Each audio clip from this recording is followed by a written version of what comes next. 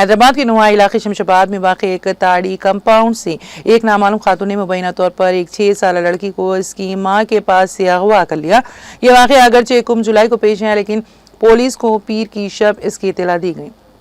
اس اطلاع پر کارروائی کرتے ہوئے RGI پولیس نے اغوا کا مقدمہ درج کر کے تحقیقات کا آغاز کر دیا ہے۔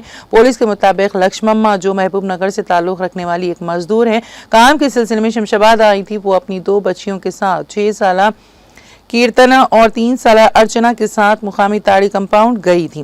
اسی دوران ایک درمیانی عمر کی نامعلوم خاتون وہاں آ کر لکشمما کے پاس بیٹھ گئی اور بات چیت شروع کر دی۔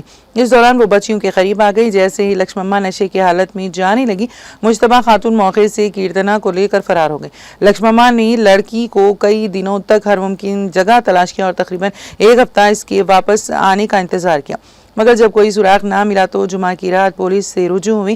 RGI پولیس نے جائے واردات سے CCTV فوٹیج حاصل کی، جس میں وہ خاتون کمپاؤنڈ سے بچی کے ساتھ باہر جاتی دکھائی دے رہی ہیں۔